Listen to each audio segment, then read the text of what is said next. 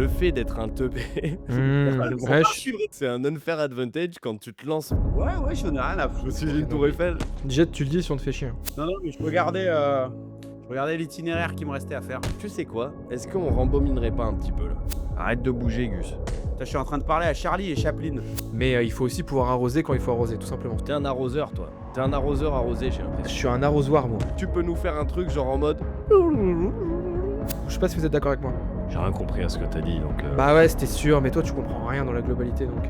Après, moi je me fais gronder au montage parce qu'il y en a un qui arrive, son micro, il a oublié de l'enlever de son cul. On lâche pas le steak, gros. Exact. On lâche rien. Pardon.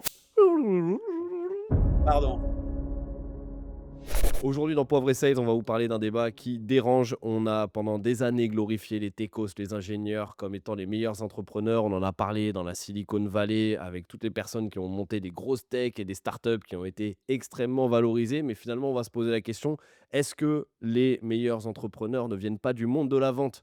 On a Grant Cardone, on a Alex Hormozy, on a Steve Jobs qui n'était pas reconnu comme étant le meilleur ingénieur, pour autant qui a fait deux, trois petites choses de pas mal. C'est la question qu'on va se poser aujourd'hui dans Poivre et Sales.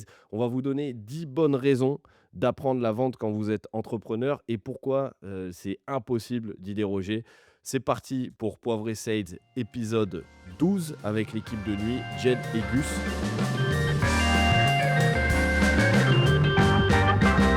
Jed, Gus, comment vous allez? Jules, ça va très bien. Je suis content de te retrouver, même si là c'est derrière un écran, alors que on s'est vu il y a pas longtemps en vrai. Mais bon, c'est pas grave. C'est vrai. Et tu vas me faire le malin plaisir d'augmenter le volume de ton micro, Augustin. Pardon, bien sûr, je peux. Et dis-moi si c'est mieux comme ça. Est-ce que tu m'entends mieux comme ça? Effectivement, on s'est vu en physique. Gus, comment ça s'est passé cette petite semaine à la maison là, chez tonton Gardien? J'étais bien. J'étais accueilli comme un prince déjà. J'étais le prince de Bel-Air pendant quelques jours. J'ai vu tes petites habitudes. Ça a permis de se reposer. On s'est envoyé un Aerox. D'ailleurs, il y a personne qui a joué le jeu en commentaire de deviner quel temps j'allais faire. Donc au final, il y a personne qui va gagner des coachings avec Jed. Mais tant pis pour vous, parce que vous savez pas ce que vous loupez. Surtout que ça aurait été très très simple, étant donné que l'épisode est sorti après le temps de Gus. Donc en fait, s'il y avait eu un petit malin dans les commentaires, il aurait pu facilement trouver le temps exact Ouais, de Gus et gagner son point en coaching, ce qui aurait c'est été ça. assez fou. C'est ça. Mais c'est tout. Vous avez pas joué le jeu. Vous avez pas joué le jeu. Il y aura d'autres Aerox de prévus, hein. Vous pourrez rejouer à la loterie. Vous inquiétez pas, hein. Votre tour est pas fini. Donc ouais, franchement, une semaine chez toi, ça a vraiment fait du bien. Des belles discussions, du repos. Là, on reprend. On prépare les championnats du monde d'Aerox là pour fin juin. Donc franchement, le mood est très très bon. Le mood est au beau fixe. Le groupe vit bien. Le groupe vit bien. Jed, Ouais. tu fais partie du groupe. Est-ce que tu vis bien? Franchement, je vis super bien et je me régale. J'aime trop cette fin de saison, pas fin d'année, mais fin de saison là. Ça s'accélère de ouf. Moi, de mon côté, j'ai mis en place plein de choses, notamment sur la partie contenu. Ça bouge aussi en termes de coaching et tout. Donc, j'aime trop la vibe du moment. J'aime bien aussi ce que Poivre et Sales m'amène dans ma semaine, slash mes 2 semaines quand on a un rythme plus pépère. Mais donc, non, trop content. Et puis, il y a quelques personnes qui commencent à nous écrire. Donc, let's go. Avant tout, abonnez-vous, les reviews, les 5 étoiles, tous les machins là qui sont des avis Google déguisés. Allez-y, envoyez tout ça parce que ça nous régale. Ouais, Et et pour on la vous voit, hein, petite. ceux qui commentent, qui prennent le temps systématiquement d'aller commenter, d'aller liker, ainsi de suite, qui écoutent aussi jusqu'à la fin. On Carrément. nous lit, on essaie de répondre au maximum à tous les commentaires. Donc merci beaucoup. Si vous n'êtes pas encore abonné à Poivre et Sales, pensez à vous abonner à la chaîne, pensez à mettre un petit like, ça nous aide énormément, à partager le podcast aussi. Peut-être que vous êtes le seul sales de votre équipe à écouter ça et à avoir découvert ce podcast de niche qui est Poivre et Sales pour le moment. Faites profiter les gens, hein. Qu'est-ce que vous voulez que je vous dise? Faites votre bonne action, ça fera du bien, nous ça nous fera du bien, ça fera du bien aux gens qui l'écouteront très certainement. Si vous avez des amis dépressifs aussi, vous pouvez leur partager Poivre et Sales, même s'ils comprennent Surtout. rien, ils viendront Surtout. rigoler avec nous et ça ira bien, quoi. Et tiens, d'ailleurs, les gars, petite news parce que si vous suivez pas ça, on a quintuplé le nombre d'auditeurs sur les plateformes d'écoute, type Apple Podcast, etc. Voilà. Ah putain, et j'avais pas la stat. Je voulais te poser la question. Il y en a qui m'ont dit, bah, bravo, depuis que vous avez fait, que maintenant Gus met à jour sur les plateformes de podcast, je peux vous écouter, ce qui n'était pas le cas avant, tu vois. Alors, il y a un petit temps de latence à chaque fois parce que vous savez, j'ai un vrai métier, moi, contrairement à Jules, donc c'est un petit peu compliqué de c'est un peu compliqué d'être à jour. Mais d'ailleurs, je vous ai dit, on a quintuplé. À votre avis, on est passé de combien à combien? De Est-ce qu'on a fait un 2 à 10 ou un 1 à 5 5? à On a 25. de 20 à 100, messieurs. Donc, Une Sérieux? ouais, folie! de 20 à Une 100. Alors, par folie! contre, C'est énorme, mec, hein. il y en a 2-3 qui m'ont dit qu'ils étaient passés du format vidéo au format audio et inversement. Ils passent du format audio, ils se rendent compte qu'on a des belles ganaches et donc du coup ils switchent sur YouTube. Donc je pense que dans les 100, il y en a peut-être quelques-uns qui vont aussi sur YouTube, qui regardent les deux. Mais dites-vous que il y a une centaine de personnes qui nous écoutent C'est là-dessus. lourd, 100 personnes en vrai, hein, Bah, sur ce truc-là. ça commence, sachant qu'on n'a pas non plus, perdu plus que ça d'audience, pour le coup sur YouTube. Ceux qui sont dans la vidéo, forcément, il y a des éléments supplémentaires. Parfois, il y a des À gags à gogo. gogo, qui sont en visuel. Il y a aussi du montage, il y a des inserts. Forcément, il y a des éléments, supplémentaires pour ceux qui veulent nous voir. Mais c'est très bien si vous nous écoutez. Si vous n'avez pas, YouTube Premium, vous nous écoutez et ça va très, très bien aussi.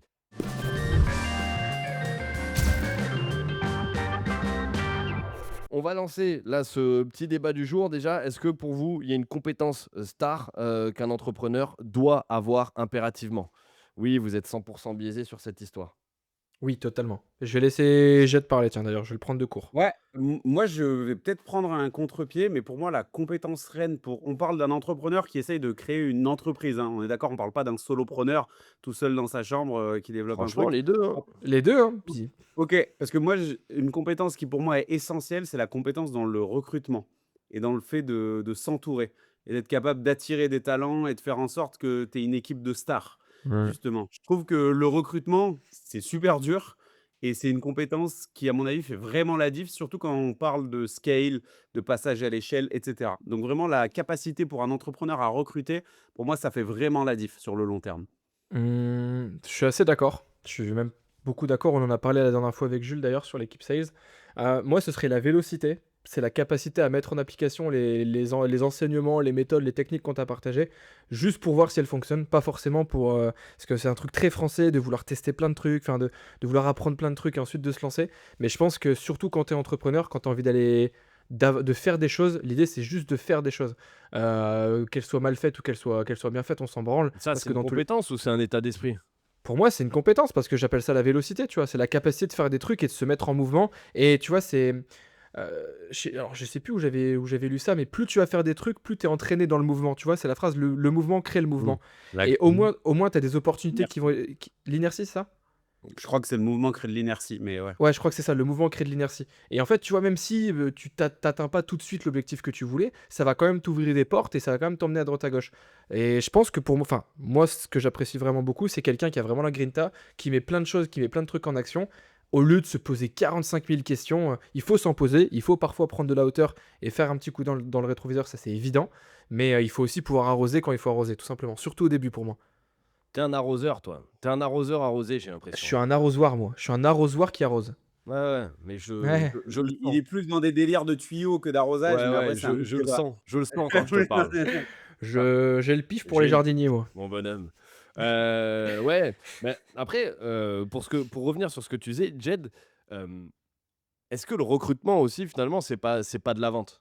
Tu vois derrière? Voilà, 100. Ça C'est-à-dire que là, tu mets le doigt sur un truc qui est intéressant, c'est que, moi je pense que la vente, c'est la compétence reine dans la vie. On en parlera tout à l'heure, ouais. dans, les 10 points intéressants, sur le fait d'apprendre la vente. Mais en fait, un entrepreneur, il vend sa vision, il vend son produit, il vend son projet. Ouais. Donc oui, on vend tout le temps. C'est juste que les gens entendent la vente comme, l'élément transactionnel de vendre à un client. Mais, un élément qui me fait aussi pencher, moi, pour la vente, c'est que vous pouvez avoir le meilleur produit du monde, mais vraiment le meilleur produit du monde. Bah, si personne n'est au courant, et bah, typiquement, on a un gros souci. Mais donc du coup, ça nous fait dire que peut-être que le marketing est une compétence à avoir. Parce que quand on avait eu le débat, est-ce que marketeur vs vendeur, Hein? je me souviens qu'à la fin, on avait dit, un très bon marketing, ça peut rattraper les fesses d'un mauvais vendeur. Ouais. Après, la vraie question, c'est est-ce qu'un entrepreneur, il n'est pas obligé d'être un bon vendeur? Je pense que si. Tu vois? Je pense que c'est essentiel. Mais de plus en plus, on se rend compte qu'il y a quand même il y a des founders de boîtes IA là qui sortent, ils sont éclatés en vente, ils ont zéro charisme. Je pense à des pseudo agents IA, décorés et cetera. mais en fait, ils ont un marketing qui est assez puissant, donc ça fonctionne. Et alors, il y a aussi un point, tu vois, c'est est-ce que tu es sur des stratégies product-led ou sales-led? Ce Ouais. qui est pas forcément la même chose. Il y en a qui ont pas forcément, cette nécessité d'aller, vendre d'un point de vue commercial. Mais même sur du product-led, tu vois? Enfin, si on prend, sur, Steve Jobs, par exemple, lui, il Mmh. vendait une vision, il vendait derrière aux actionnaires, il vendait, aux personnes qui bossaient chez lui. En fait, il vendait à absolument tout le monde. C'est juste que derrière la vente, lui, qu'il allait appliquer, c'était pas de la vente, comme ça one One to one one. interpersonnelle, Ouais, tu ouais. vois? C'était du one to many et juste, il avoinait quoi, tout simplement. Maintenant, est-ce que on pourrait se dire, c'est-à-dire, est-ce qu'aujourd'hui, formellement, on peut se dire, les sales, ceux qui viennent du monde du sales, ceux qui sont des commerciaux au départ, est-ce que eux font des meilleurs entrepreneurs fondamentalement que un tech, que un ingénieur, que quelqu'un d'autre? Est-ce que selon vous, littéralement, on pourrait avérer cette chose? Gus, tu veux ou je prends? Vas-y, vas-y, comme ça Alors, je fais marronner mon discours. j'ai une take assez impopulaire pour mon équipe là, mais moi je suis convaincu que c'est pas chez les sales que tu fais les meilleurs entrepreneurs. Pourquoi? Non pas pour les qualités que comportent les gens qui sont des bons commerciaux, mais je pense qu'on parle en vérité statistique, d'accord? On parle de manière générale. On va pas dire, Guillaume Moubèche, nanani nanana. Mais en fait, les sales, ils ont aussi des défauts et des défauts de manière assez générale qui sont assez communs aux gens qui sont doués en vente. C'est des défauts en orga, c'est des défauts dans deux trois trucs et je trouve que c'est des défauts qui sont rédhibitoires à la gestion d'une bonne boîte. Donc oui, c'est trop bien, tu peux avoir de l'attraction grâce à de la vente et au reste, mais en fait ouais, dis-moi? Arrête de bouger, Gus. Ouais. Tu peux avoir de l'attraction grâce à de la vente, mais moi je pense que, c'est pareil, on vend pas de lunettes à un aveugle, donc déjà il faut des bons produits. D'accord? Tu Je suis en train de parler à Charlie et Chaplin. Non, non, mais non, mais non, mais non, Mais mais non, mais wow. je suis d'accord avec toi. C'est juste que je suis obligé de rattraper après. Moi, je me fais gronder au montage parce qu'il y en a un qui arrive, son micro, il a oublié de l'enlever de son cul. L'autre, il fait des allers-retours dans sa pièce. Donc après, au niveau du cadrage, on perd tout. Et donc après, je me fais taper sur les doigts. Donc j'essaie de mettre un tout petit peu d'ordre à l'intérieur de ça. Vous connaissez en plus le monteur de Poivre et sel, on est sur de poivre et sel, de Poivre et Sales, pardon. J'allais dire Pepper and qui veut Sauce. gagner des millions, mais en fait, ça n'a rien à voir avec ça. non. Et Est-ce que c'est votre dernier mot? voilà, et personne n'a envie de Notre se battre ultime avec lui. bafouille. Oui, Jean-Pierre. Oui, Donc Jean-Pierre, c'est mon hosté de Tsembafoy. moi, je pense qu'il y Ananas. a en fait, pour les sales aussi, sur cette capacité à entreprendre, il y a un vrai truc où on gagne par rapport aux autres et notamment au début, notamment dans le lancement et ainsi de suite, c'est qu'on est des Mmh. teubés. Mais je pense que le fait d'être un teubé, Ah, Mmh, c'est ouais, archi vrai ce que tu je dis. suis totalement d'accord. le fait C'est d'être un archi vrai ce teubé, que tu dis. c'est un unfair advantage quand tu te lances parce que tu as tellement de gens qui sont des profils techniques qui du coup vont s'épanouir dans la technique, dans la Ouais. difficulté, qui sont persuadés qu'il faut faire le truc parfait et ils sont pas du tout à l'aise avec l'imperfection avant de venir le présenter, ils sont pas à l'aise encore moins parce qu'on parle de vendre, mais après il y a se vendre ou vendre son propre produit qui est encore une autre action et où il y a encore d'autres éléments qui peuvent rentrer à l'intérieur de ça. Mais le fait d'être un teubé, ça fait que tu vas, t'as pas peur des refus, t'as pas peur des objections, t'as pas peur de parler aux gens, t'as pas peur de prendre des portes. Et ça, quand c'est un sport que tu pratiques depuis un petit moment, l'avantage va très rapidement quand même au sales versus l'excellent ingénieur ou l'excellente personne qui va bosser. Après, c'est aussi le principe de l'association. C'est-à-dire que il faut, si tu viens faire de la tech à un moment, il va te falloir un bon CTO, il va falloir quelqu'un aussi qui donne une vision, tu vois, au produit et qui va venir apporter tout ça et qui va être capable de gérer toute la partie technique. Je sais pas ce que vous en pensez Mais sur ce fait moi, d'être teubé comme, comme unfair bah, advantage. ce sur quoi je suis d'accord avec vous, et là on n'est absolument pas à dire quel entrepreneur tu dois être. Je reprends ton exemple en mode bah ouais, forcément, si tu lances un produit tech, bah il faut que tu aies un gars de la tech dans ton entreprise, ça c'est évident. Mais là la question c'est plutôt est-ce que les sales justement ils font des meilleurs entrepreneurs? Outre le fait qu'on est teubé, on est capable d'encaisser du taf et de vraiment y aller, d'enfoncer des portes, qu'importe, c'est aussi cette capacité de ce que j'ai bien aimé ce que tu as dit, qu'importe les noms, nous, c'est la quête de résultats qu'il va y avoir derrière. Nous, ce qu'on veut, c'est vraiment, il y a ce côté résultat qu'on va aller chercher derrière. Chose qui, effectivement, tant qu'on n'a pas notre résultat, on va pas s'arrêter. Donc, quand on dit teubé, on dit pas qu'on est con, c'est surtout qu'on est capable de ne pas trop conscientiser non plus et qu'on va y aller, on va faire autoroute, voie de gauche, 130, et on va y aller, quoi.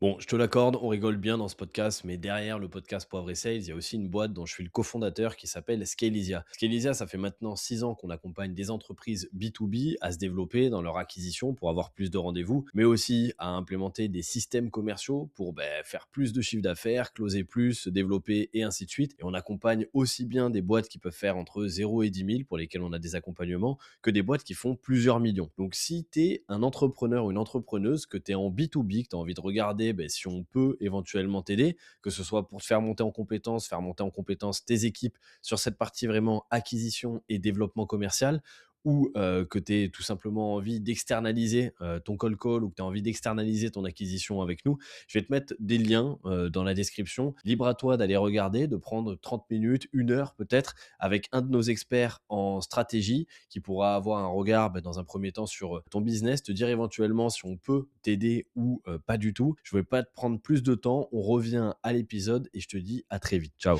Un truc qui est intéressant aussi, même pour venir, on va dire, garnir un peu l'analyse, c'est qu'en fait, il y a des fonctions support dans une boîte. Et un dirigeant, il parle très souvent à toutes les fonctions support, au-delà du métier. Parce que si on est dans une boîte tech, bah oui, le métier, ça devient de la tech.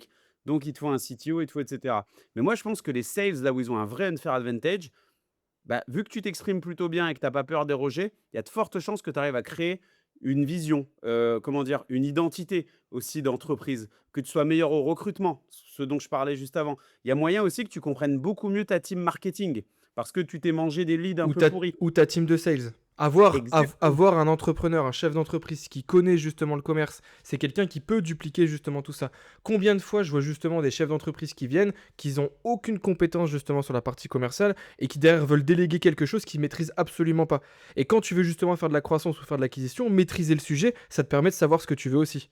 Ça, c'est Et une puis, dinguerie de faire ça. Je ah pense bah que ça, c'est une des plus grosses erreurs, tu vois, que je vois, c'est de croire que quelqu'un vendra mieux votre produit que vous, que vous, en tant ouais, qu'entrepreneur qui a incarné le produit, qui avait l'autorité, qui avait toute la compétence, la qui a connaissance, la l'expertise, vision, l'expertise, qui a ouais. absolument tout, et de penser qu'une compétence commerciale fera que la personne vendra mieux. En réalité, il y a des taux de closing qui sont anormalement plus élevés chez des Je vais founders que Quand vous êtes le fondateur. dès que tu viens et de parce filer que à le un sales. statut, il Ouais. joue beaucoup. Et moi, je vais vous partager un truc. Un appel sur 4, un appel commercial sur 4 que je fais, c'est un entrepreneur, c'est un fondateur qui veut déléguer. Je parle pour Akiro, hein. Donc Akiro, pour rappel, on va apporter des rendez-vous directement dans l'agenda des boîtes.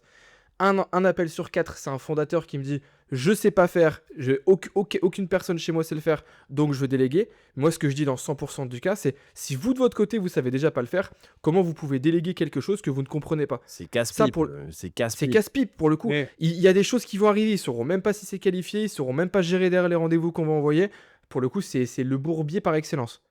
dans le starter pack, donc moi j'interviens en coach pour, ce programme, qui est une branche de Scalesia, pour passer très rapidement de 0 à 10 K.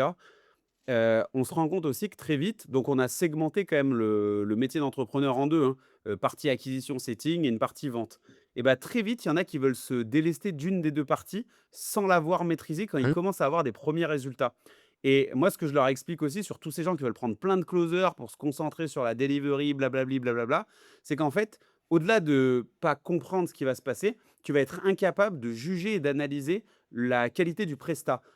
Et donc toi, là, Gus, en tant qu'Akiro, quand tu leur fournis la prestation, ça se trouve, ils ont pas conscience de la difficulté terrain. Ça se trouve, ils ont pas ces feedbacks et ces insights. Ça veut dire aussi, vous pouvez vous faire arnaquer par n'importe quel prestat si vous n'avez pas tenté la moindre tâche. Mais Et Thomas Rivol, quand il a fait juste, je le cite parce que je trouve l'idée est folle, quand il a fait sa première vidéo YouTube là, qui est sortie il y a pas longtemps, il montre qu'il a fait des heures et des heures de montage, que certainement à un moment donné, il va le déléguer, mais il s'est dit, je suis obligé d'être passé par toutes les phases, l'étalonnage, le machin, le truc. J'ai mis 20 heures à le faire pour capter ce qui se passe. Donc la partie vente n'est pas donnée à tout le monde, mais tous les entrepreneurs doivent s'y être Tu sais que je suis confrontés. mais plus que Tout ça, d'accord. Je suis pas Ah, je du fais tout juste attends, d'accord. attends, je fais juste une parenthèse, grand Ah chef, ouais? parce qu'on fait ce qu'on veut. Outre effectivement le fait que, tu vas pas contrôler, tu vas pas maîtriser effectivement ce qui va arriver. D'un autre côté, ça va aussi créer une dépendance. Ah oui, oui, Si oui. toi Ouais, aujourd'hui en les mauvais côtés. mais voilà, si toi aujourd'hui en tant que fondateur, toute ton acquisition, elle vient d'un prestataire externe. Le jour où le prestataire externe, il veut envoyer moins de rendez-vous parce qu'il a envie d'envoyer moins de rendez-vous, toi, t'as pas cette capacité de dire putain, faut que je remette de l'énergie dans le pot et j'ai pas cette compétence, faut que je me forme, etc. Là aujourd'hui, quand on dit est-ce que les meilleurs entrepreneurs sont vendeurs? On n'est pas là, enfin peut-être qu'on a absolument faux dans ce qu'on dit. Par contre, ce qui est évident, c'est que si tu es chef d'entreprise et que tu as la compétence de vente, si tu veux développer ta boîte, tu es capable de le faire tout seul. Et ça, pour le coup, je trouve que c'est un unfair advantage qui est quand même monstrueux.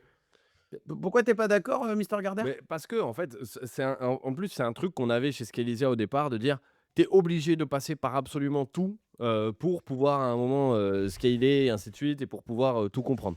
Moi, je vais scinder vraiment 2 typologies d'expertise. Il y a l'expertise technique, technico-technique, Mmh. mais pure, qui demande et qui a de grandes chances d'être réalisée peut-être, soit une fois, mais où c'est quasiment sûr qu'il y a des mecs qui le feront mieux que toi et tu as pas d'intérêt, en fait, à le faire. Le montage, pour moi, en fait partie. La création de sites internet, pour moi, en fait partie, tu vois? Il y a pas Ça dépend à d'intérêt. quel point la brand, elle est importante pour Ouais, mais toi. La t'as pas. brand, elle est importante, mais la création, technique du site internet ou le fait d'aller monter, par contre, ce que tu dois savoir faire, c'est donner une vision, donner des guidelines aux monteurs et ainsi de suite et savoir communiquer ta vision. Ça, c'est important. Communiquer ta brand, communiquer les assets et ainsi de suite. Mais je peux t'assurer qu'un designer fera toujours mieux que moi si c'est pour aller créer Mais des éléments graphiques, une cohérence graphique, créer un site Je suis d'accord internet, et je suis cetera, et d'accord avec cetera. toi, mais si tu t'es pas alors ouais, mais tu vois, c'est intéressant parce que là, toi, tu es dans une méta un peu déjà presque Scalesia, grande boîte. Un mec qui démarre tout seul ou qui fait les prémices de mais sa boîte, justement, il a pas le temps de se renseigner sur tout pour tout apprendre pour ensuite tout déléguer, tu vois? je suis pas oui, je suis d'accord avec vous, mais par contre, tu dois avoir des notions. Je te dis pas de devenir un expert, c'est impossible. Je dis juste, les notions t'évitent de te faire douiller, et surtout, à un moment donné, il y a aussi une réalité, elle est économique, tu vois? Et qu'au début, quand tu démarres et que tu as 3 francs 6 sous, là, quand je prends le cas de Thomas, la vidéo YouTube, c'est un canal d'acquisition pour lui, donc c'est un vrai enjeu, tu vois? Et ben, il s'est dit: «Avant de déléguer et avant de, lâcher ce truc majeur, j'ai besoin moi-même de capter à quel point c'est compliqué de le faire». Parce que c'est pilier. Toi, tu irais jamais, déléguer les sales, chez Scalesia, sans y avoir foutu tout le Parce que monde. c'est du sales, ça n'a rien à voir. C'est du sales. La différence d'un C'est de monteur à l'autre, l'acquisition, en gros. hein? C'est de l'acquisition. Non, mais le sales, bien évidemment. Non, mais c'est pas de l'acquisition. Le montage n'est pas de l'acquisition. Le montage est un moyen technique d'aller créer quelque chose et d'avoir un rendu. L'acquisition, ce sera son script, ce qu'il aura dit dans la vidéo, la manière dont il va show up, le fait qu'il soit sur YouTube, qu'il ait une cohérence dans sa ligne éditoriale, etc., etc. C'est pas de l'acquisition, tu vois, à proprement parler. C- Moi, il y a un raisonnement que j'aime vraiment beaucoup, on en a parlé la dernière fois, Jules, c'est la capacité de calculer ton temps, la valeur de ton temps. Et en fait, entre passer 20 heures à apprendre du montage, où je sais très bien, ou à faire du montage, où je sais très bien que sur ces 20 heures, le rendez-vous va être explosé du cul, et prendre ces 20 heures que je peux les caler justement là où j'ai mon cœur d'expertise, et dans la création de contenu, ou dans un truc que je maîtrise sincèrement, tu vois, je préfère largement prendre ces 20 heures et le mettre là-dedans, sachant que je sais très bien que même après ces 20 heures de formation, c'est pas moi qui vais faire le montage, tu vois ce que je veux dire, Jed? Non, mais après ces 20 heures-là, tu te feras plus douiller par un prestat qui te dise: Mais «Ça coûte tant». en fait, faut trouver un juste milieu. Connais le tarot. T'as Tu pas besoin connais de le faire 20. tarot. Tu as T'as plein de pas besoin de moyens. mais En fait, oui, un médecin, il a pas besoin d'avoir eu toutes les maladies pour savoir les soigner, tu vois? c'est ça. Et t'as pas Ouais, besoin, gars, t'as pas besoin de bah, faire tu sais 20 heures de quoi? En montage. entrepreneuriat, un mec qui a pas mis les mains dans le cambouis à tous les étages de l'immeuble qui est sa boîte, frérot, ça donne des résultats de est-ce que tu délègues non, mais ça, tu sais que j'en suis profondément convaincu. Est-ce que tu déléguerais l'image, la chaîne, enfin plein de trucs chez Mais ça a Scalesia rien à voir. sur C'est pas C'est pareil. pas la finalité. Toi, c'est un point technique de ton truc, tu vois? non, mais je te dis juste que ouais, mais un point technique parce que toi, tu vois le montage aujourd'hui comme un point, technique pour Scalesia, et pour les chaînes. Peut-être que là, dans l'exemple de Thomas, c'est un truc huge, tu vois, pour lui. C'est un truc majeur. C'est juste ça que je veux te dire. C'est qu'à partir du moment où ça Et tu représente un crois truc qu'il qui le fera pèse mieux qu'un autre gars? j'ai pas dit ça! Mais je t'ai jamais parlé de qualité. Je t'ai dit, il est pourquoi il a beh, tu sais quoi? Un jour, je lui ferai le vocal gros et je lui demanderai, je sais pas si on pourra l'insérer au montage, mais je lui demanderai par qualité parce que je trouvais cette réflexion géniale, juste de se dire: «OK, je l'ai testé sur la première et je sais à quoi ça ressemble», tu Moi, vois? j'adore cet état d'esprit d'artisan. C'est-à-dire de dire, Ouais, je vais faire le truc de A à Z et ainsi de suite, tu vois? comme certains vont faire, comme Alexandre Astier, tu vois, par exemple, va faire, Ouais, où il de va ouf! absolument tout faire Mmh. de A à Z et ainsi de suite. J'adore, mais parce que là, pour le coup, dans son cas, c'est dans l'œuvre que lui va venir proposer et qu'il a la compétence technique aussi de pouvoir le faire et qu'il a besoin de cette maîtrise-là et que c'est un profil qui est extrêmement particulier.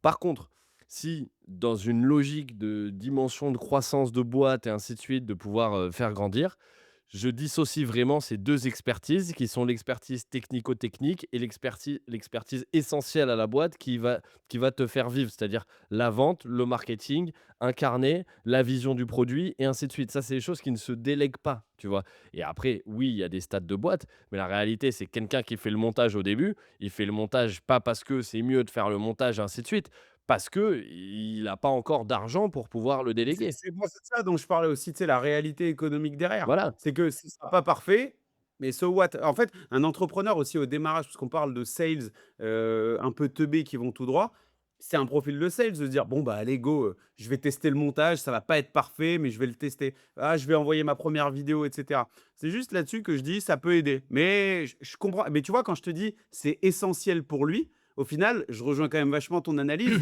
de dire: il y a les trucs technico-techniques et il y a les essentiels, tu vois? Par Tu vois, contre, ça me fait penser à parce qu'en fait, il y a un truc aussi qu'on n'a pas pris en compte, c'est un le temps et la volonté de la personne. Si Thomas, il a envie effectivement d'apprendre cette Mmh. compétence et il a vraiment l'intention de le faire parce qu'il veut être touche à tout et il veut contrôler, il peut le faire. Là, ce qu'on est en train de dire, ça me fait penser à Tyler, the Creator. Vous allez dire: «Ouh là, c'est tiré par les cheveux». Tyler, the Creator, c'est un monstre de production d'albums, il en a fait plusieurs. Il en a fait un qui s'appelle Igor, une pochette rose où il y a sa tronche. Cet album, il a tout fait tout seul. Quand je dis il a tout fait tout seul, les compos et cetera. Sidi, cet album-là, il m'a pris 4 ans. Vraiment, je me suis mis 4 ans dessus, etc. En moyenne, ces albums, ça lui prend à peu près entre 6 mois et 1 an. Il l'a dit, je me suis fait un kiff, j'ai tout fait tout seul, je l'ai produit, etc. J'ai mis 4 ans à le faire. Si je devais recommencer aujourd'hui, là, bah, ce serait typiquement, je passerais par la prod, par un producteur, etc., etc. Parce que déjà, ça va plus vite et surtout, je sais que je peux passer avec eux sur leur expertise.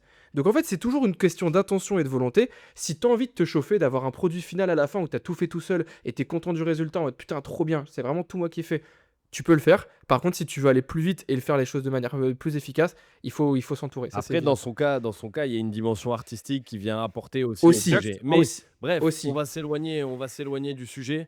Hem, Moi, j'ai un truc sur les sales et les ingés, Vas-y, si jamais. dis-moi? C'est-à-dire que si on regarde, les grands entrepreneurs de notre monde quand même, parce qu'il faut pas oublier qu'il faut avoir un vrai produit à vendre Mmh. et un produit, fini, parfois révolutionnaire, disruptif.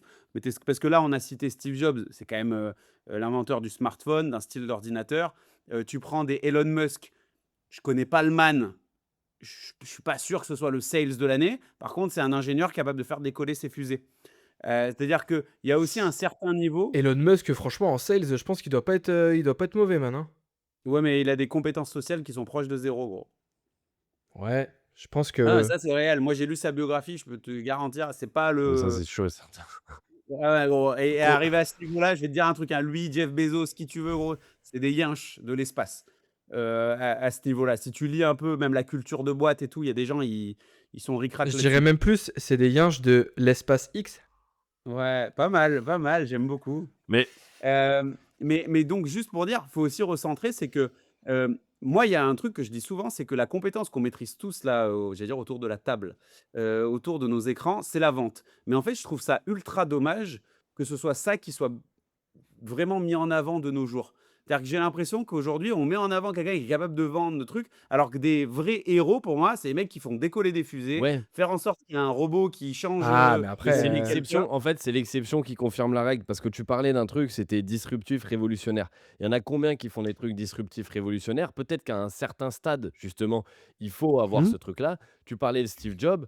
Steve Jobs, il n'est pas connu pour être le meilleur ingénieur et le meilleur tech au Non, départ. non, Steve Jobs, qui a permis justement de faire décoller Apple, c'est c'est un plutôt sa voleur. capacité à vendre, c'est plutôt sa capacité à amener justement une vision, un projet et ainsi de suite. Donc oui, il y a, des mecs qui sont, complètement disruptifs et ainsi de suite. Il y a des ingénieurs qui sont très bien accompagnés, je pense aussi d'un point de vue, sales, communication et cetera, avec une part de chance de chance et t'en parlais, des profils un peu particuliers où plus tu montes justement dans les niveaux hiérarchiques comme ça et plus tu as de chances de trouver des sociopathes et Ouais, mais et de des ouf. malades mentaux. Il y en a beaucoup, c'est évident. Maintenant, est-ce que de ces personnes-là, on pourrait en faire une généralité comme le truc révolutionnaire? La réalité, c'est dans les entrepreneurs, parce que si on parle en valeur et en ce qui a été produit, effectivement, ces quatre cinq boîtes là dont on a parlé, ça va bouffer, quasiment toutes les autres boîtes. Par contre, en termes de volume, de nombre d'entrepreneurs et d'entrepreneuses qu'on peut rencontrer au quotidien, est-ce que dans ceux-là, celui qui va avoir la petite PME, celui qui va, être, le commerçant, ou le restaurateur, ou celui qui va monter, une agence par exemple, en fait, les entrepreneurs qui a le plus, est-ce que dans ces entrepreneurs-là, on n'est pas un peu obligé de se dire que c'est d'excellents commerciaux au départ, ou en tout cas la compétence commerciale est peut-être celle qui permet le plus d'aller se développer. 100%. Et puis après, il y a un autre point, c'est que euh, le reste, c'est de la tech, tu vois. Donc ça Pas correspond besoin tout seul. à une catégorie de personnes et ainsi de suite. Donc soit effectivement, tu as un no-brainer, mais si tu as fait un produit no-brainer, je pense pas que, tu plus que ça. Genre vraiment, je te parle du no-brainer, tu ça y est, on peut boire l'eau de la mer, c'est une folie, tu vois? Bon, tu un mais Tu quasiment même pas besoin d'avoir des non, mais compétences voilà, commerciales là-dedans. donc Parce que le produit en lui-même se vend tout seul. et après, sur la plupart des produits aussi, la bonne idée ne va pas être technique, mais la bonne idée va être dans l'identification d'une problématique. Donc effectivement, l'ingénieur va pouvoir être bon, mais pour pouvoir identifier, il faut vivre, il faut échanger, il faut discuter, il faut avoir des retours, il faut pouvoir itérer, il faut pouvoir avancer. Sauf que le technicien qui va aller se développer ça de son côté sans jamais confronter, sans jamais itérer, sans jamais aller vendre, le Mmh. problème, c'est que ça ira toujours au point mort. Et c'est là toute la problématique et on va le lever ça de plus en plus, puisque avec l'IA, aujourd'hui, même un sales est capable de produire ses propres MVP, de produire, en tout cas d'un point de vue, technique, beaucoup plus de choses qu'avant et ça va accélérer, je pense le nombre de bons entrepreneurs sales qui vont arriver sur le marché. Par contre, le Mmh. côté teubé a une vraie limite. Quand je disais teubé, c'était teubé dans le Ouais, sens on y va. Par contre, au bout d'un moment, quand il faut commencer à développer, driver, gérer des équipes et ainsi de suite, le juste teubé, on y va avec, 42 QI, ça va pas suffire, tu vois? Il va falloir y aller, un peu plus, ça va demander mmh, des compétences quand même supplémentaires, mais enfin le bagou, le truc, les gens, tu vois, qui vont rencontrer des personnes, tout ce que ça vient créer, les synergies, Mmh. les hommes de réseau qui ont réussi à créer des entreprises juste par leur réseau, tout ça, mine de rien, c'est de la vente aussi, quoi. Et par rapport à ce que tu as dit tout à l'heure, plus on va avancer dans les prochains mois slash années, même si je pense que ça va aller encore plus vite, pour les sales, ce sera de plus en plus facile de créer des trucs tech parce que ce sera de plus en plus accessible. Mais je suis pas sûr que pour les profils très tech, plus on va avancer, plus ils auront des outils pour eux de leur côté accélérer justement cette acquisition ou se former eux. Donc je pense que plus on va avancer dans le temps, plus les commerciaux justement, ils pourront avoir cette capacité de créer des trucs facilement. je suis pas sûr d'être d'accord avec ce que tu viens de dire, mais je vois pas pourquoi la compétence vente, elle viendrait pas aussi, s'implémenter. Mais, un truc, j'ai regardé là sur internet rapidement, parce qu'on parle des boîtes tech, mais sur le tissu économique français, donc sur le nombre de boîtes, les boîtes tech, ça représente 8%. Là, j'ai regardé sur 2025 et un truc qui est intéressant, c'est que, moi, dans les boîtes dans lesquelles j'ai été, croissance et je parle pas de boîte tech, hein, croissance était synonyme, enfin, ou en tout cas le X qui corrélait à la croissance était relié aux sales. On avait déjà parlé, d'un sujet comme ça, à un moment donné et donc pourquoi la vente est hyper importante? Parce que la croissance est forcément corrélée au nombre de forces de vente à l'époque. Quand tu faisais des magasins, quand tu faisais tout ça, il te fallait des forces de vente en plus pour faire tout ça.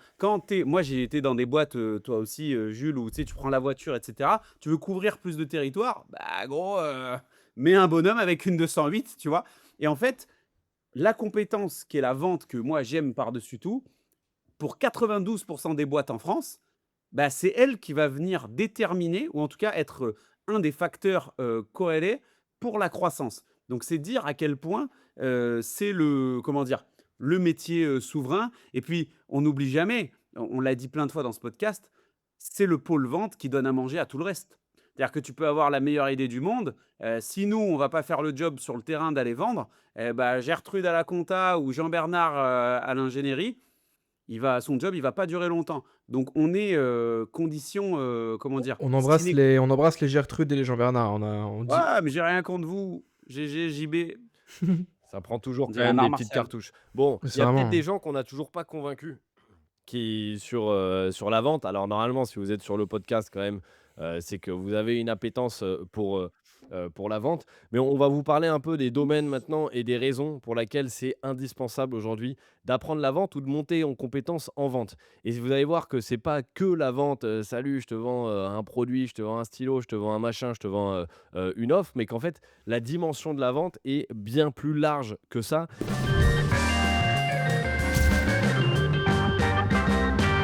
Si ça vous va, on est parti sur les 10 conseils et ce sera le plat du jour sur Mhm. pourquoi apprendre la vente, quelles sont les 10 raisons d'apprendre la vente. On va se faire un petit ping-pong si ça vous va. Ça me va Kylian, bien. Ouais, est-ce que tu veux moi ouvrir le sans bal? la vente, ouais, numéro un, sans la vente, j'aurais pas trouvé ma femme. Numéro un, parce que ça m'a Oh, mais permis vas-y, ah mais mais il m'énerve, lui, il me saoule. mais Vas-y, c'est vrai! ChatGPT, comment on fait pour muter quelqu'un sur un épisode de. Moi, la vente, ce que ça m'a apporté, c'est, d'enlever, un filtre, d'inhibition qui m'a permis d'aller au contact de personnes, qu'auparavant j'aurais jamais été. Donc en fait, ça vous rend alors là, je dis ma femme parce que c'est sympa et que c'est rigolo pour l'anecdote, mais en fait, ça vous permet de créer des liens avec énormément de personnes et de vous enlever une barrière sociale. Donc vous créez un maximum de connexions grâce à la vente.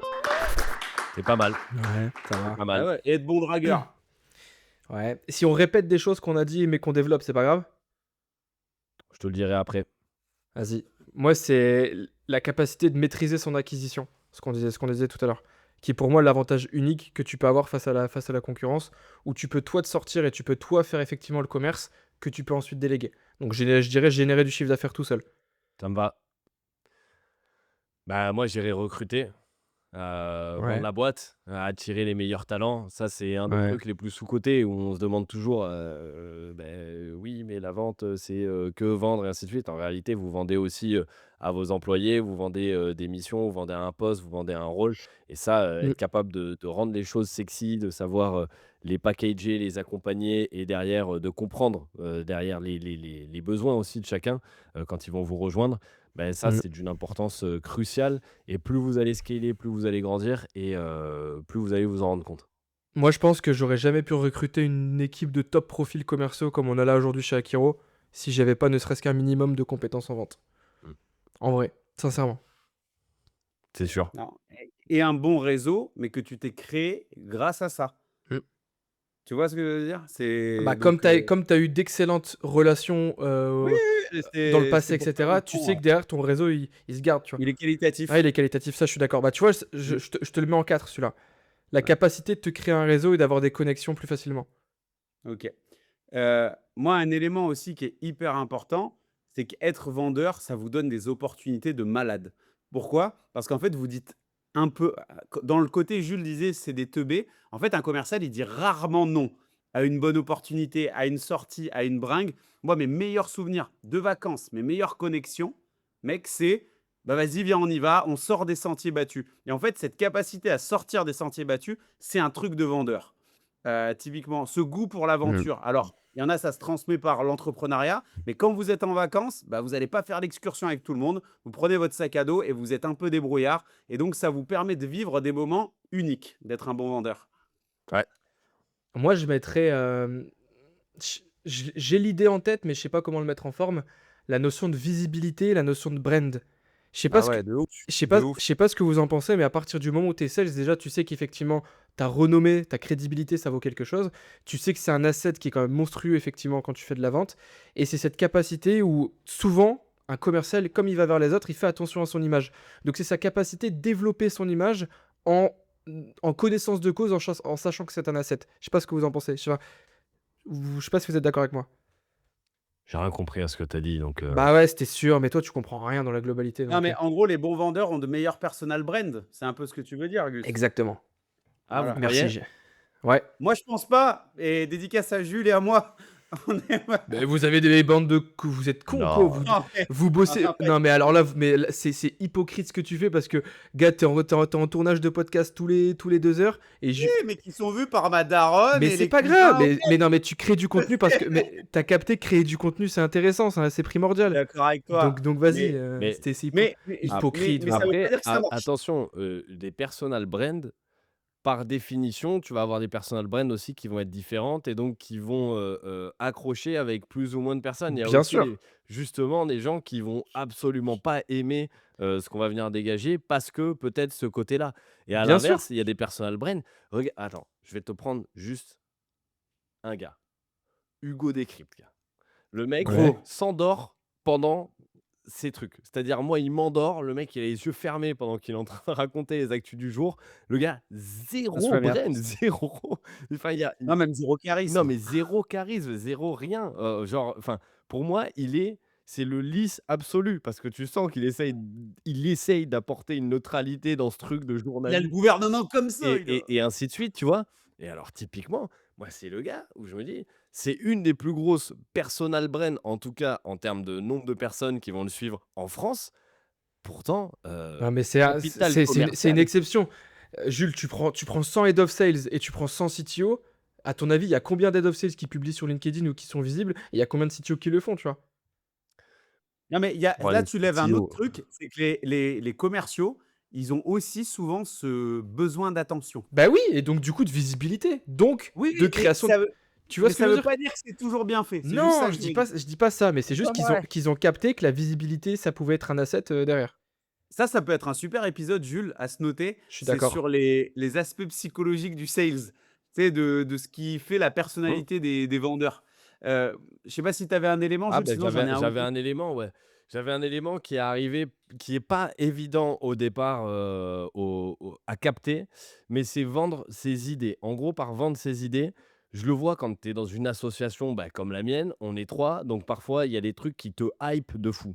Tu vois, tu as un prestataire avec lequel tu as absolument envie de bosser, sauf que, Mmh. beh, tu vas être 3 à prendre la décision. L'argent, bah, c'est l'argent, commun de la boîte. Toi, tu as carrément tout en tête et tu vois le truc de fou et pour autant, il peut y avoir tu sais qu'il peut y avoir des vétos au niveau de tes associés et donc savoir amener une idée, savoir l'intégrer dans quelque chose et vendre cette idée-là, aux personnes dans Mec, ton elle est association, c'est un tellement Ouais, truc, je suis moi, d'accord. pour le coup, maintenant que je prends plus d'appels de vente, quasiment peu, pas. C'est les moments où je dois vendre le plus, c'est quand je dois défendre mon bout de gras dans des ouais. allocations de: «Est-ce qu'on va investir là ou est-ce qu'on va investir là? Est-ce qu'on passe par lui ou est-ce qu'on passe par lui?» Et en gros, je dois amener systématiquement mes convictions pour défendre mon bout de gras et amener ces idées-là. Et Ouais, là, pour le coup, bah, je sais que ça me «sert» entre guillemets d'être, vulgairement ce qu'on appellerait un bon vendeur. Voilà. ouais. Bah, dans ces Y a cas-là, on en a parlé aussi un petit peu, je mettrais contrer les objections et les arguments, tu vois? Et Que Augustin, ce Augustin, il y avait un ordre. Jules, Il y avait un ordre. On était bien, on a réussi à faire un tour comme As où il y avait un petit ordre qui m'en était tape, Yimbe. m'en tape. Ici, c'est la dictature. Je sais. Je fais ce que je veux. Voilà, donc bam! Je mets gérer Bon, les objections et les situations difficiles. Bim. Ouais, mais ça, c'est très vrai. Moi, j'avais un côté, alors vous allez dire: «Je suis béni, oui, oui», moi, je suis un peu le nounours de l'équipe, mais la gestion des émotions. Mmh. Normalement, si tu es un très bon Ah, ça, je sales, suis d'accord. tu as déjà été mis face à du rejet, face à de la Et critique, tu décorrélé face ouais, et tu décorrélé tes ouais, je suis d'accord. tu sais aussi te comment dire? Prendre du recul sur une situation en te disant parce que moi, je me suis déjà fait chier dessus. Bon, on m'a chié sur le produit.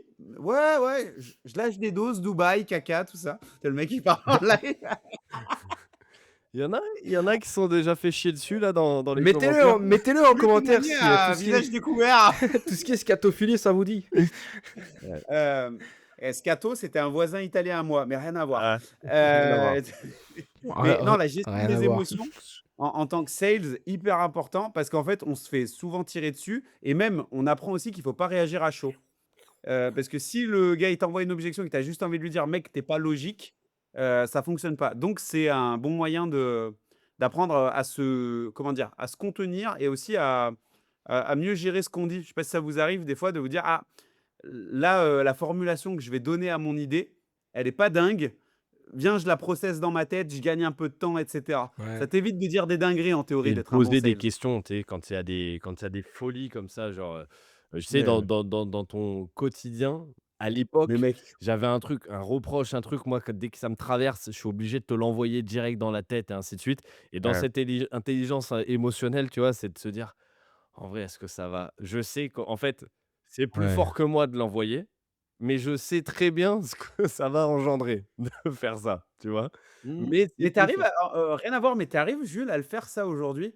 À garder et À tout? réfléchir. Mais tu le fais quand même, J'ai non? plus Mais moi, non, mais c'est ça. de plus en plus, j'arrive à avoir une sagesse qui Bah, c'est arrive, l'âge ça. tu Bah, c'est vois? l'âge mon vieux. Bah J'étais, oui, tu Mais 35 mais ans. tu balances pas ta dinguerie quand même, Jules? Même amener diff parce que moi, des fois, je processe dans la tête et à la fin, je fais: «Ah nique sa mère, vas-y, je ouais, l'envoie mais quand même». ça, c'est trop tard. Ça, c'est quand tu es déjà embarqué dans ton truc, tu vois? Mais Ouais, si ouais, il y c'est a vrai, de ouf. s'il y a quelque chose, tu vois, qui va pas, bon, je vais essayer, tu vois, de poser une question, tu vois? Je sais pas, Ouais, ouais. tu pas eu le temps de tu avais le temps ce Ouais. midi de tu avais le temps ou tu Tu étais pressé, toi, ce midi?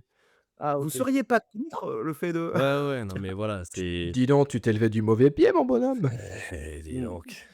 Donc Non, non. voilà. On en a partagé combien là? On est à Je 9, à sais 10 non? De pas, voilà, je sais pas, toute ça façon, on s'en sera tape, non? Qu'on on fasse s'en 9 ou 10, il y a branle. personne qui va nous tomber dessus. Oui.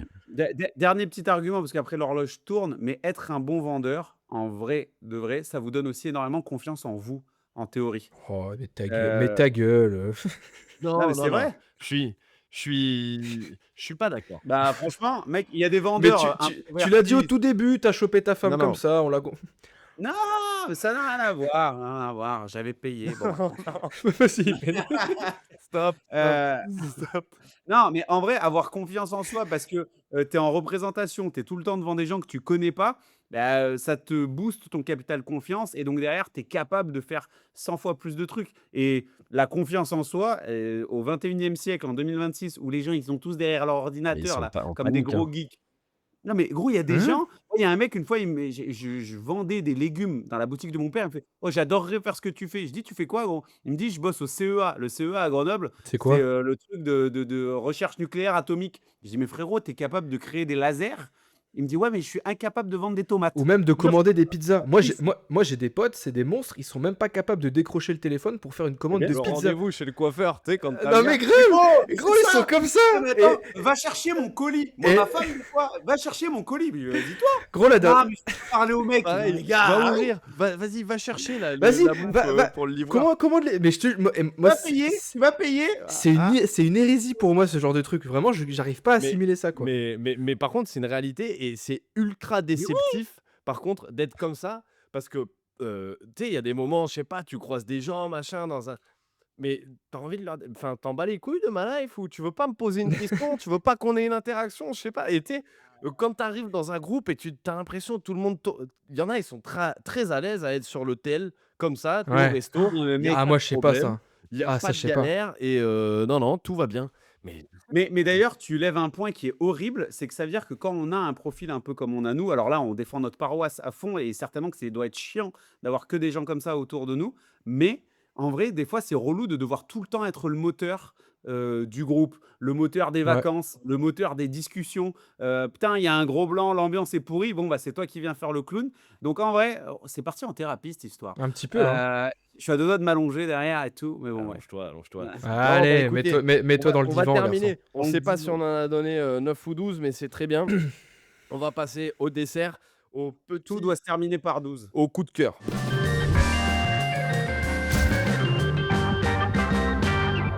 Et juste, j'avais envie de parler de la résilience quand même, sales, parce que Merci frère. Ouais, on en Bah a oui. ouais, je suis voilà, mais on d'accord. en a un peu parlé, de Bah, manière, J'ai déviée. compris. On lâche pas le steak gros, on lâche rien! Exactement, Pardon. ah, il m'a Calme flingué les toi, oreilles cet enculé, calme-toi, putain. gars. Y a rien à foutre, Fa. Jed, Calme-toi. j'ai tes voisins qui m'ont appelé 2 fois hier parce que tu gueulais comme ça, hein. Bon, on Faut que tu n'aura te pas le calmes, temps moi. là, on n'aura pas le temps Pardon, hein? Donc, hein? merci, hein? Caquet, camembert. Donc, Kakemono.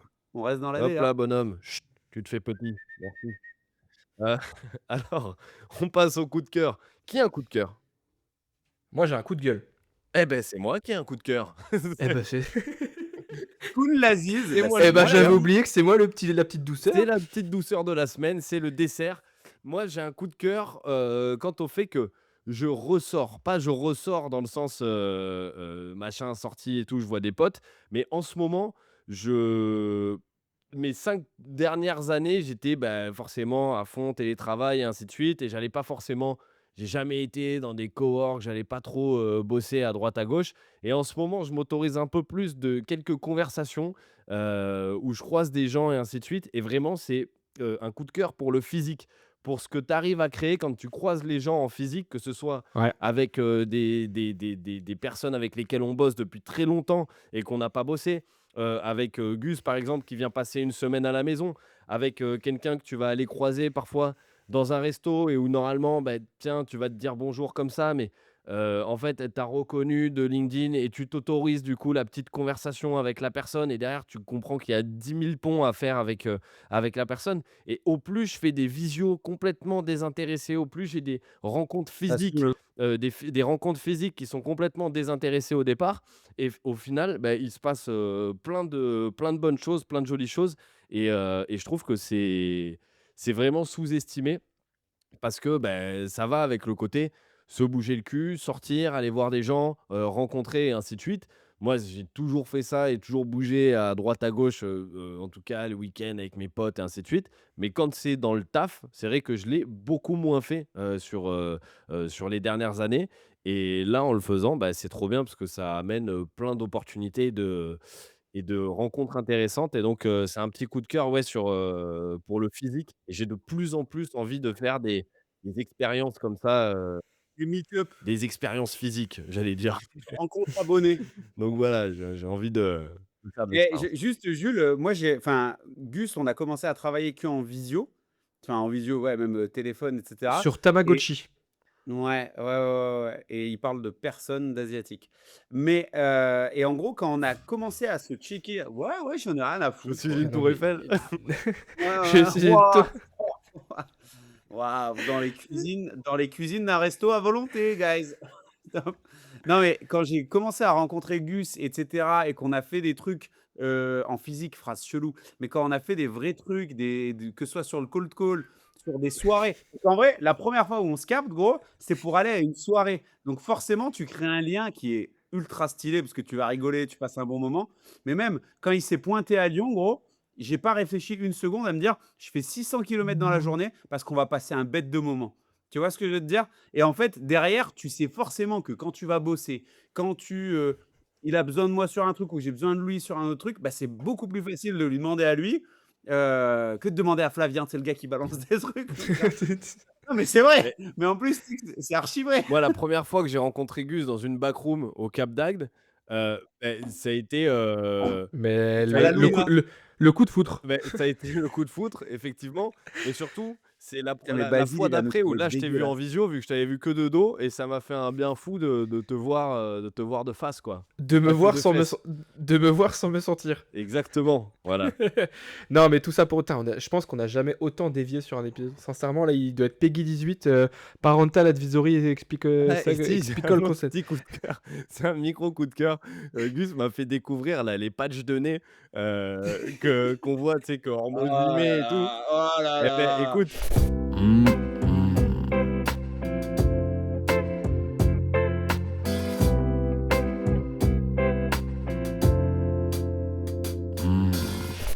C'est trop J'ai bien. découvert en fait, que j'avais la cloison, je pense, complètement déglinguée vu que je me suis pété le nez et que quand tu mets ça, beh, j'ai découvert pour la première fois de ma vie qu'on pouvait, respirer sans ressembler à un sanglier, tu vois? Oui. En tout simplement dans la Ah, vie, quoi cette et scène, elle était terrible. il Tous m'a les 2 dans la posé salle de bain et tous les 2 dans la salle de bain et je te fous le patch sur le nez. Je pense que j'ai Fais un jamais edit, je ferai un edit de ce moment-là, tous les 2 dans la salle de bain. ouais. ouais. Et Hop, j'ai mis la capote. tac, le petit patch sur le nez et là je suis parti me coucher mais comme ça, le tarin, tout respirant, c'était exceptionnel. Il était comme ça. Ah bah oui, ça me fait du bien, dis Bon, donc. Ah, je le allez, sens bien. parce que sinon on n'aura Pardon. pas le temps pour le dessert du jour. Non, pas le dessert qu'on vient de Non, faire. le dessert, c'était Bravo, ça. Là, il faut mais exactement, tu suis. maintenant, il faut passer à la T'es caisse. quelqu'un de super. On va passer à Ouais. la caisse. L'addition, le tarif de la semaine.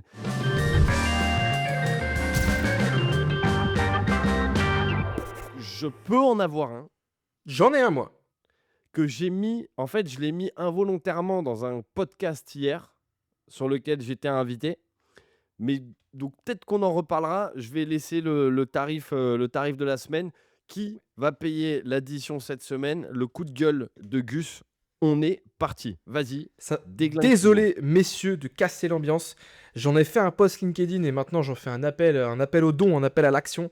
Quand vous êtes entrepreneur, directeur commerciaux, bref, quand vous déléguez votre acquisition et votre génération de rendez-vous, s'il vous plaît, messieurs, dames, pointez-vous à ces putains de rendez-vous.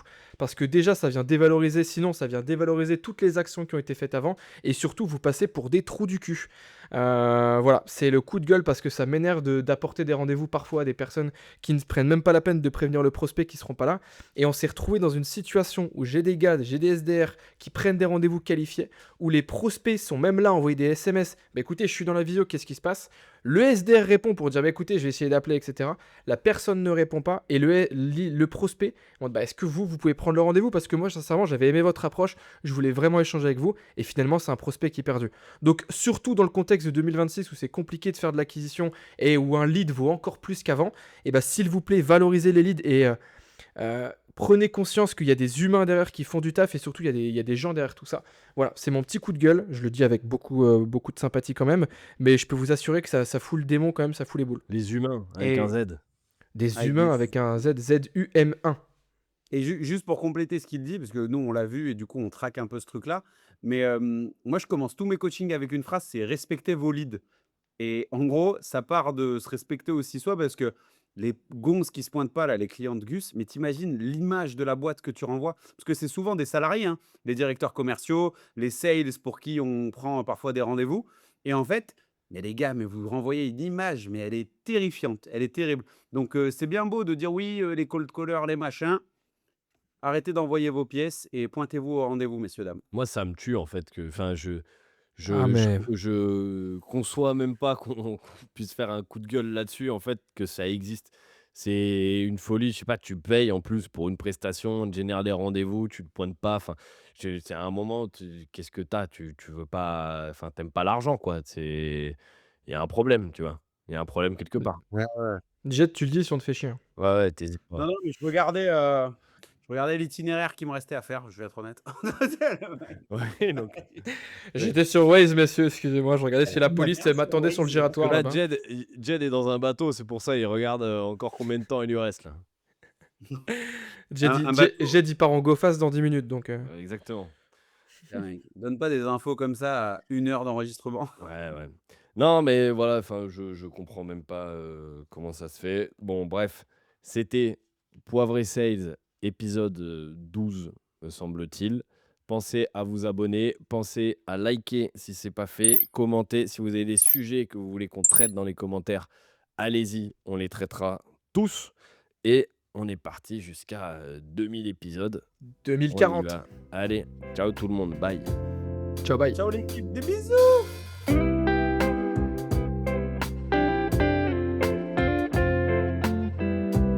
Tu vas respirer comme un saxophone avec ça, mon Gus. Merci Jules Gardère, tu es le sang. Allez, viens là que je te fasse une accolade. Ah bon, d'accord. Arrête, je vais te marbrer, je fais de l'Irox, attention. Et moi, je fais du jujitsu. Mais qu'est-ce qui nous arrive?